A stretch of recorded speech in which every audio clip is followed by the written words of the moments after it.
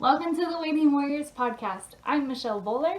I'm an Army wife of over 8 years, a mom of 4 little girls, and a huge believer that supporting your military or first responder loved one is way easier if you connect with a community. Along with sharing some of my insights and journey, I have set out to interview waiting warriors around the world so we can all learn about their triumphs and their struggles. Together, we can learn to do more than just survive. We can thrive, and that is what being a waiting warrior is all about.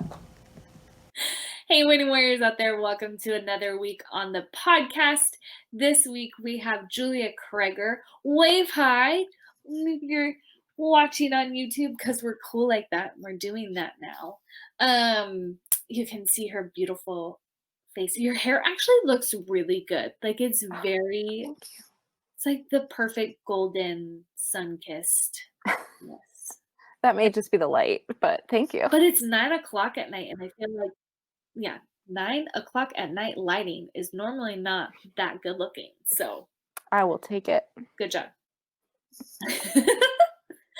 So Julia is a photographer and owner of, I'm gonna like mess this up, JK Craig Photography. She co-created and owns the Spouse Serve, which they create day planners for military spouses to help calm the chaos of military life, because we all know we need help organizing this mess. Like, that is us. She's a military wife of 9.5 years, mom to 2 cute kids, and I know because I just got to meet them in person last week. So welcome to the show, Julia. Thank you so much. I'm excited to be here. Awesome. Your daughter really does. Like, she just has this big smile. You guys should see it. Like, she She's just, our happy baby. yeah. I love kids like that are just like, I don't know what I'm doing right now, but I'm happy. Yeah. Like, you know, like, The world could be ending, and this year it basically has, and she's just like happy going along with whatever life's happening. I love that there are babies like that, because that's been like June. Like, she, except for the last 2 months, if like we will forgive her for teething, Oof. wasn't her fault, I guess. But like as a general rule, she just has been this like happy, giggly thing, and it's been a deployment and then 2020, and neither of those were as much fun as I would like them to be. But yeah, she just was like so happy, and it's like, oh yeah, life is good because you're happy.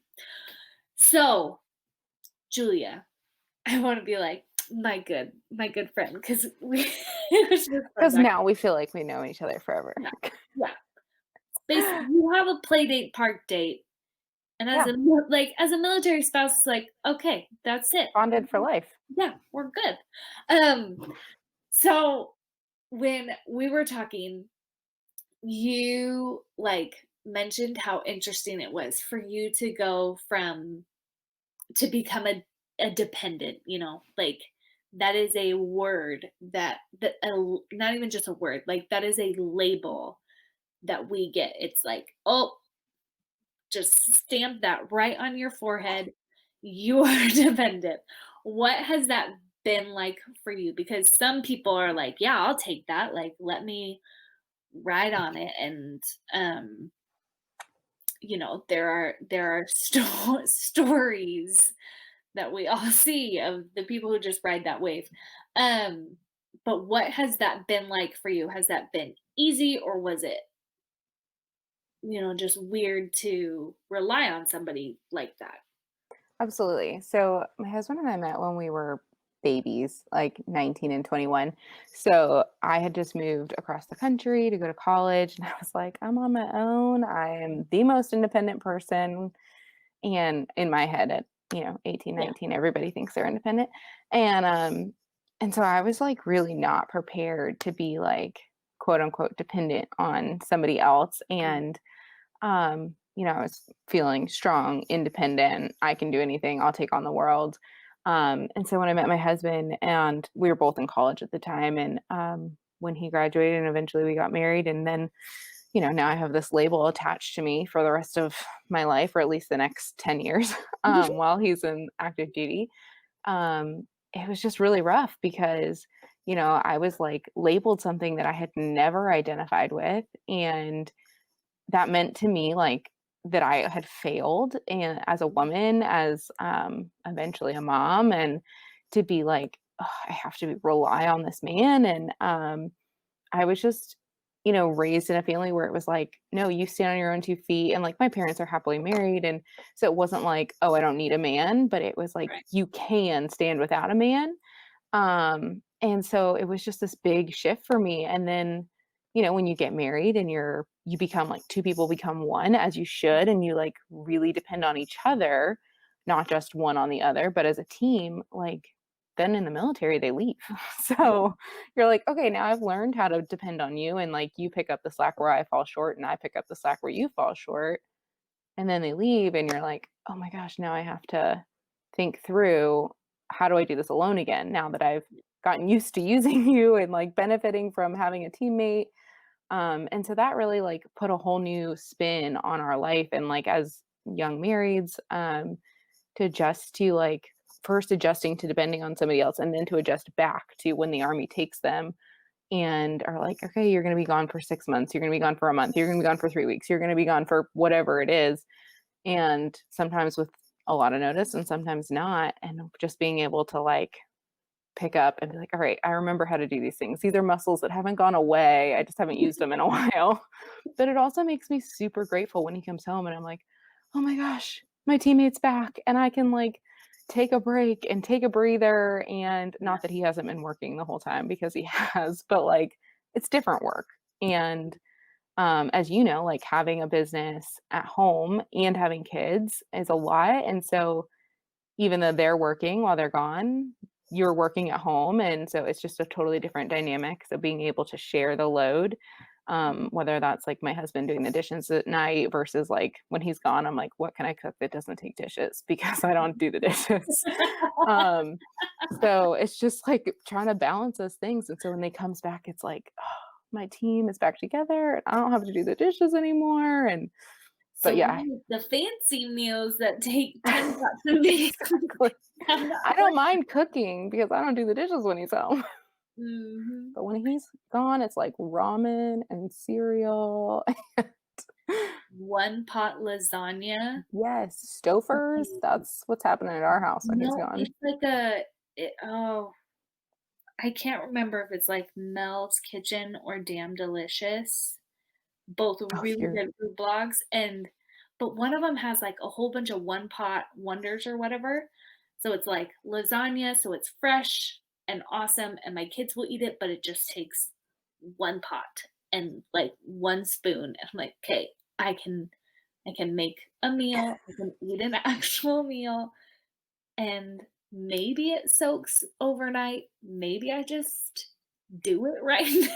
We'll see which one or happens. you make them in the things that they can be stored in so that you just put it right in the fridge for leftovers. I had not thought of that, and my life has now just changed. Well, here you go. Okay, episode over. There's your takeaway. Go. And we're done. So, really, really though, like, how has that been constantly transitioning though, like, from the independence to dependence and, like, it's like an interdependence, I think is, like, the fancy word for it, when it's, like, 2 independent people but like building a life together and relying on each other instead of like one carrying the other. Like we're woven and we're stronger instead of like somebody bearing somebody down, right? Yes. But then it's like how have you kept that interdependence even or have you even been able to? I just assumed you did. But have you been able to keep that interdependence when he's not home? Like how have you guys handled that? I think honestly it depends on the time that he's gone, like whether it's a long term, like I don't know if most military spouses are like this, but when my husband is gone for like a longer period of time, I do better Mhm. because I can get in my groove and I can stay in my groove versus like our first year here at Fort Campbell, he was gone like 2 weeks out of every month. So he'd be like gone and then home and then gone and then home and then gone and then home. And it was like that for like 8 months. And I couldn't get into a groove because he was like, I would just start to get my like life together and like get in my habits, get in my routine, get back to like what it's like to be on my own. And at the time we didn't have kids yet. And then he would leave again. I was like, Mm. or he would come back. And it was like, I had to adjust him back into our life again. Which like praise the Lord, we didn't have children yet because I can't imagine their balance back and forth of like, dad's home, dad's gone, he's gone, back. It would just have been a mess. Yeah. But so like on the longer stretches, it's been much easier because those I usually give myself like anywhere from 24 hours to 72 hours to just kind of like feel all the feels, be frustrated, be angry, be sad, watch all the sad, sappy movies, like whatever it might be, eat all the chocolate, just do whatever I'm going to do. And then, like, once that's kind of over, and especially with the kids, it's like you have to just process and move on, whether he's going to be gone for 6 months or a year or a month, whatever it is. And just be like, all right, this is our life now. And like pick up and fill in the spots and like give yourself a lot of grace because you're doing the job of two people as one and things Yeah. are going to fall through the cracks. And when I think I held it together a little bit better when I was not a mom because I would go to work and it was like, okay, well, like if my house is a mess, it's just me because my Yeah. husband's not here and we don't have kids. So things could fall a little bit easier there because not everything was as important. And not that, housekeeping's not important, but it wasn't always like impacting other people. And so now with kids, it's like I really have to prioritize what is most important in their life and in mine and like handle those things while he's gone Mhm. and outsource the things that aren't important or that I don't have to do myself. One of the greatest things we've ever done was hire a cleaning lady. She comes every 2 weeks. I don't know what I'm going to do when we PCS. And not that I don't clean my house, but she comes and like does all the things I don't want to do. Yeah. And my husband joked when I left my like 9 to 5 job and like started working from home. And he was like, oh, so we're not going to have Susan anymore. And I was like, no, she's a part of the family. Like, I don't know what you're talking about. But like, I would rather spend my time like teaching my toddler homeschool preschool than vacuuming my living room or cleaning the jets in my tub or whatever it is. Like I only have so much time. Time is our finite like value. And so I can't make more time, but I can Yeah. choose what time I have and like prioritize the things that only I can do. So Yeah. giving myself grace, let things fall through the cracks and outsourcing. Solid advice. So I know though that in the last year, right? Was it a year ago now? A little over a year, about a year and a half now. Year and a half now. You guys you guys got like the pre-2020 showdown. We Tell just got really excited and started early. you just were setting the trend. You're I'll take so it.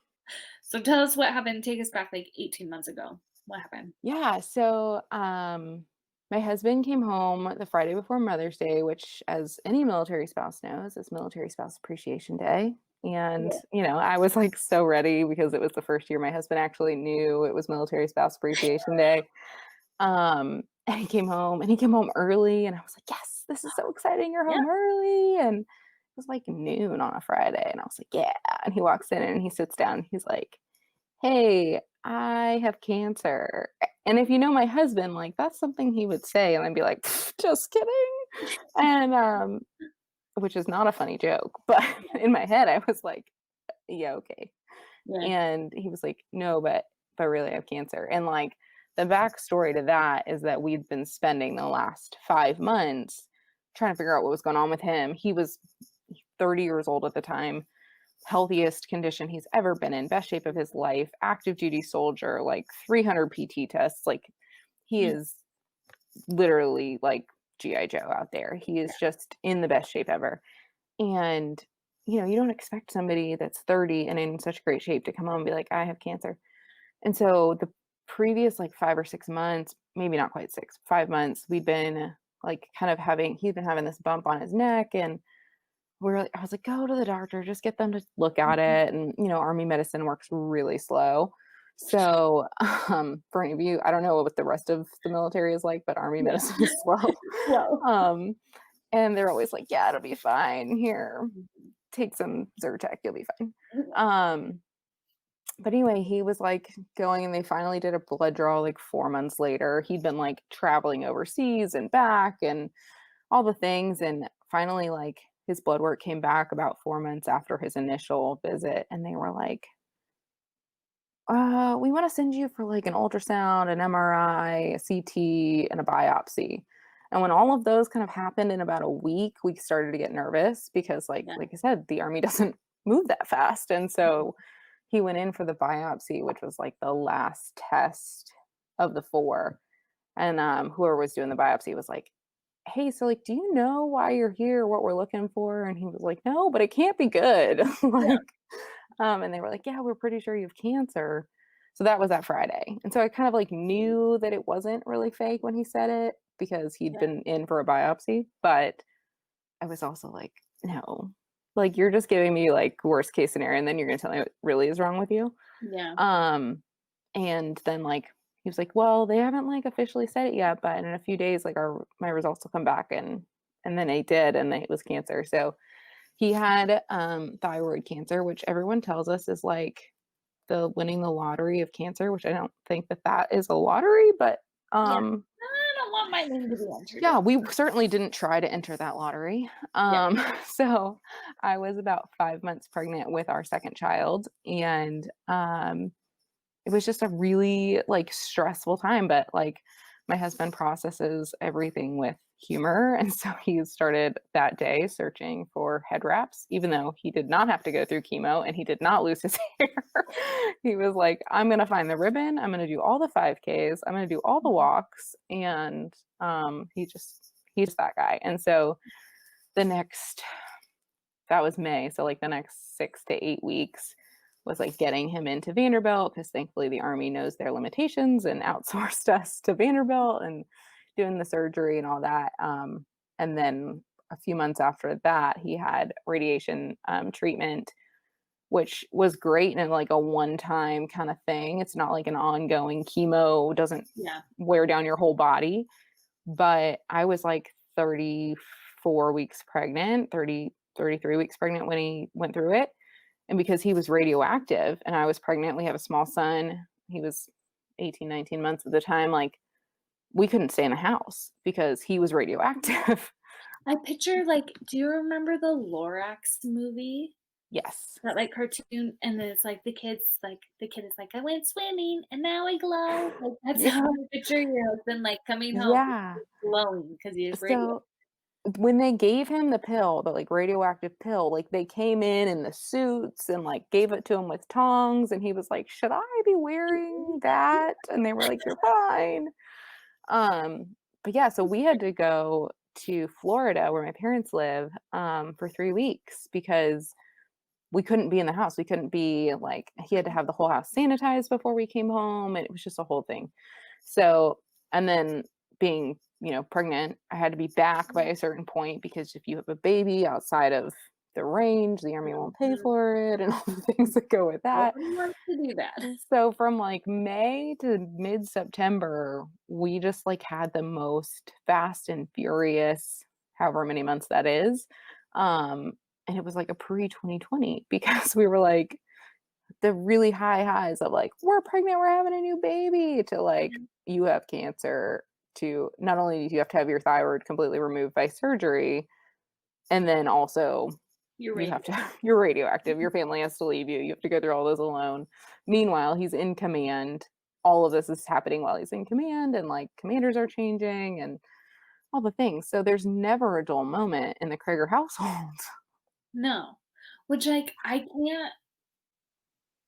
cannot fathom having a soldier with cancer because I I don't know if I told you this the other day, but, like, Austin's brother had cancer, And he was my age, and he actually got treated at a hospital that was like 20 minutes away from where we were living at the time. So we were able to go and visit him. And like, I know his experience was very different from your husband's because he had rounds and rounds of chemo, and that just does different things to your body.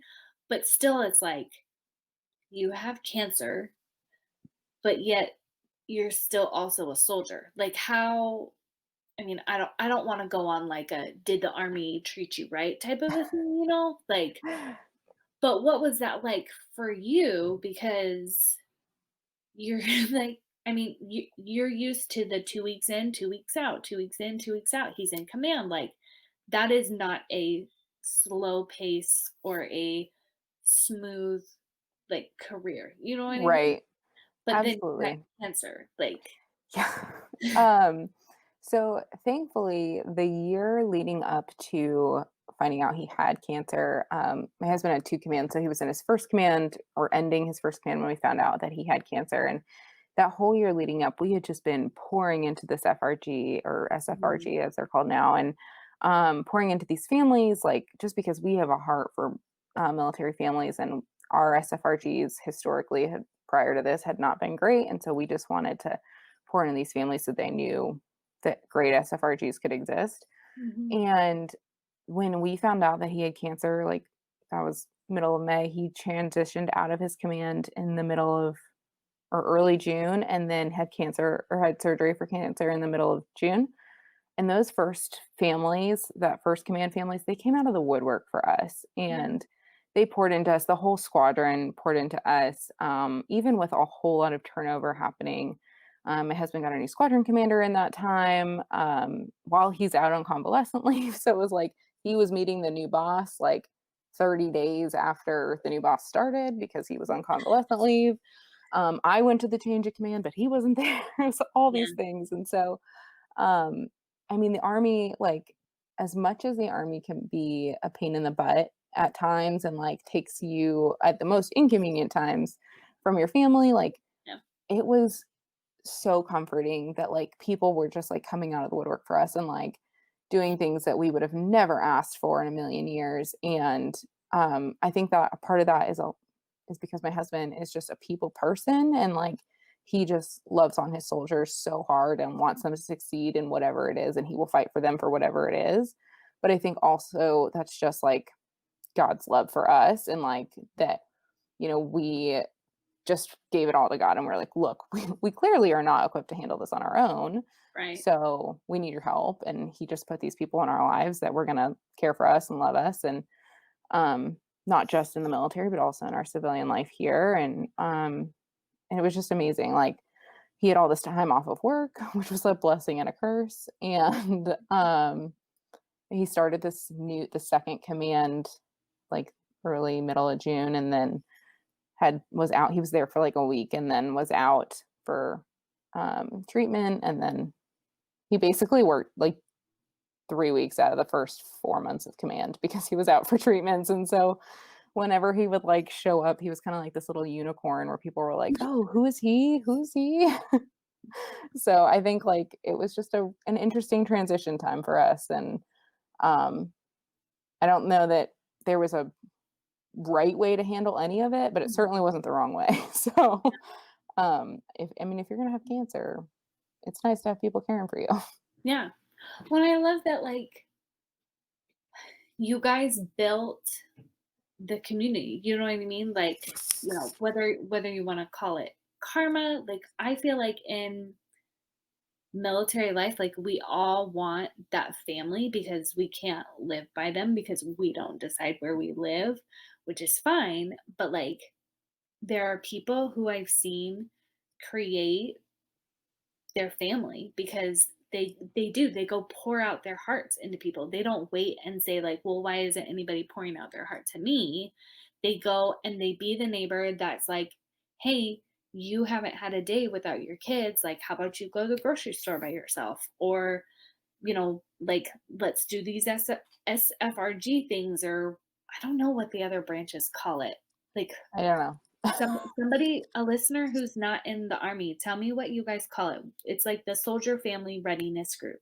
Like, it takes care of all the not job things. Um, I should know what those are in the other branches, but, like, you poured first, and then that created the family. Like, I love that you did that because you didn't know you were gonna get cancer, like, but yet then it's there for you, like.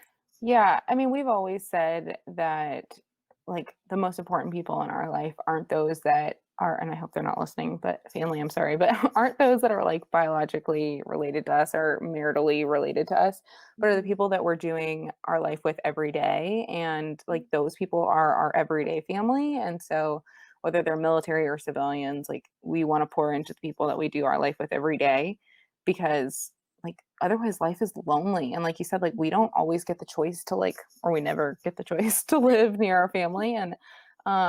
And so like you have to build family, you have to build community wherever you are. And um as an SFRG leader, like I know you're not as much as I would like to, you're never going to reach everybody, you're never going to make everybody happy.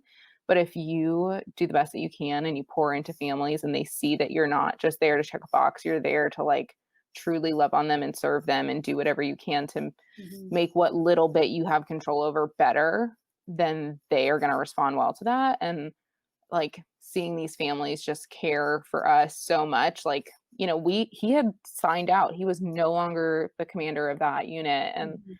so like for them to like still come out of the woodwork for us was just, it just meant the world to us. And then of course that happened in June and we had a baby in October and they did it all again. So um it was just like some of my best friends have come from that, and I never would have thought as a like early military wife that that would have ever been the case because our SFRGs were just terrible.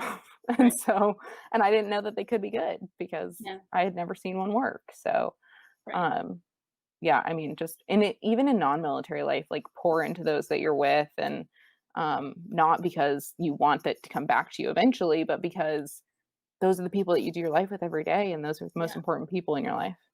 Yeah. Well, and it's like it's not even like a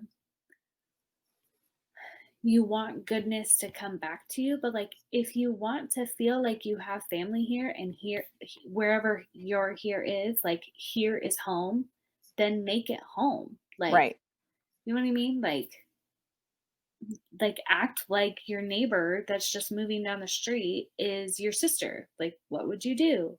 You would take her some dinner, you would help with the kids, you would be like, "Hey, we're good friends now. Like, here's my phone number. Know that I'm the person that you can call or whatever, like if you yeah, if you want to feel like home, then act like you're at home. And I love that phrase, like it's the people you're doing everyday life with. So make everyday life enjoyable. Like, Absolutely.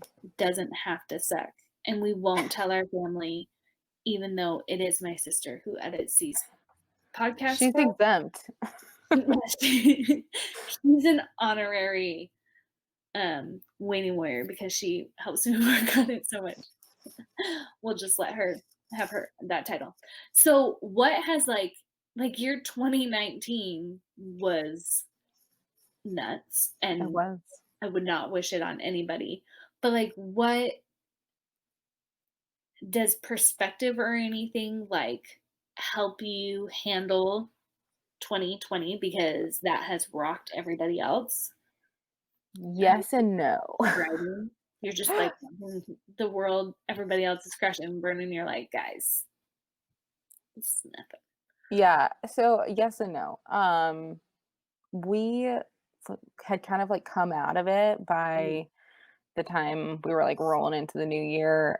right. You know, we had a new baby in October, and then it like he was cancer deemed cancer free in September, and had a new baby. And so then we were just like adjusting to life with two. And um, you know, everybody was like, the new year, new decade, we're starting fresh, everything's gonna be great. And little did we all know. Yeah. So we were just kind of like rolling just like everybody else. And so when, you know, March hit and the world shut down, we kind of, I think we had a little bit of an edge because we'd just been through at the time what was like the highest of highs and lowest of lows at the Yeah. same time. Um, but we also were like, oh gosh, you just spent all this time away from work and now you're going to be at home more. So, which was great and terrible. Yeah. My husband being, a cancer survivor, he was high risk for COVID. And so his boss was like, you're a high risk. We can do things with you from your office at home, like work from home. So he was at Mhm. home from like March 30th or March 20th to like June 1st. And I was like, oh my gosh, get out of my house. Like, I love you. Go to work. Yeah. But obviously I don't want him to get COVID. But Right. but we had just spent all this time, and it was like a great way to like have healthy time together because we'd had all this time where he was like recovering from surgery and Right. recovering from radioactive treatment. I was recovering from a C-section, like all this time of like not normal active family time. Mhm. So even though we couldn't like go and do, we could be at home and like bond as a family. And I think what the time with cancer has, or I don't want to say time with cancer, but like those 4 or 5 months where like the world was falling in 2019, Mhm. I think that what that taught us about 2020 was that like, look, you don't expect your 30-year-old healthy husband to come home and be like, I have cancer. You don't expect the world to shut down for however many weeks it shut down. But you have to like take what you have out of that and like really appreciate the things that you have. And I'm not going to say that we were always happy. Like COVID might have been some of the hardest times in our marriage because we were with each other all the time. But we also like bonded so much, and like now he's home a lot also because he teaches ROTC, and he's home just because of the nature of teaching in a COVID environment. A lot of things are digital. They don't want you on Mhm. campus as much. So he's here a lot, which is so great because we're going to head into the next however many years of the military where he's not going to be here with our kids a lot. Yeah. So we're trying to like see the positive in all these things, which I think we had a little bit of a leg up on because we had to find the positive in cancer, which is just the weirdest thing to say, but like It's hard. yeah, and so we had a little bit of like training in 2019 for finding the positive in 2020, but it still Mhm. took us a minute because we had kind of like leveled off towards the end of the year and had gotten back into what we thought normal was going to be, and then it hit us just like everybody else. So Yeah. Because it hit hard. So last question, with all that you've experienced, all the years you have, what is your key to thriving that you want to share with your fellow waiting warriors? 100% hands down, bloom where you're planted. Somebody told me that when I did not want to move where I was moving. I did not want any part of what was happening in our life. And they were like, bloom where you're planted. And that's easy to say. And it's a Mhm. very like cliche. And especially in the military, people are like, oh yeah, bloom where you're planted, whatever. But as somebody that has like not I did not want to come to the base we're at. I went kicking and screaming. It was literally, which is silly to say, the biggest fight we had had in our marriage up until that point was like what bases we were going to put on our list. And I was Mhm. just really done with the South. And 3 out of 5 of his choices were in the South, all at the space that I did not want to come to. And we have made the greatest life here. We've been here 4 years to be 5 years by the time we leave. And we have the best family here. We have the best support systems. Like, I cannot imagine going through what we've been through since we've been here, 2 kids, cancer, deaths of close friends and family without these people. And like, I mean, I started my business with one of my best friends who I met here that I would never have if I didn't come here. And so bloom where you're planted, both in where you are locate, like geographically as a location, but also in where you are in that season. Like, the greatest things to come out of 2020 has been the growth of our business spouse serve, but also like the greatest thing to come out of that time where my husband had cancer was these friendships that I knew were going to last longer than just the SFRG. And they are Mhm. now like friends that I will have for life. It's not just like, oh, we were together when our husbands served together that one time. And Yeah. now it's like, okay, these are people that like I would do anything for and they would do anything for me. Yeah. And so it's just like finding those ways to bloom where you are, because if you don't, like, you're just going to live in a world of weeds if you don't like find a way to bloom where you are. Yeah. We don't want weeds. We want pretty flowers, Yes. even though it's November. We still want pretty flowers. I don't know. It was like 80 degrees the other day. I know, but our flowers are dead, so I'm still bitter. I'm like, I am a black thumb, so I just have fake flowers, and they're pretty all year round. I need to get some of those because right now my yard and my patio just feel naked, and I'm like, this is ridiculous. It's just, and then weeds are starting to grow up now that I think about it, and that just doesn't sound good. We don't want weeds. We want pretty flowers, and if you don't have a green thumb, you want fake flowers. Hey, you gotta do what you gotta do. Yeah, but that's blooming where you're planted. It's like the time and season and who you are. We gotta just embrace it all. I love it. Well, thank you so much for coming on the show. If somebody wants to contact you, if they want to check out the Spouse Serve, what's the best way for them to do that? We are at Spouse Serve on both Instagram and Facebook, and then our website is spouseserve.com, so you can find us on all the things. Very simple, easy to find. Easy peasy lemon squeezy. Well, thank you so much, Julia, for coming on the show. Waiting warriors out there, go say thank you. If you also have done cancer while in the military, seriously, like my heart just goes out to you. I cannot imagine that. But if you want to connect with Julia, go connect with her. Say thank you. Shout out on like social media with your best golden nugget. Give us your best golden nugget, okay, guys? It's late. I need to go to bed.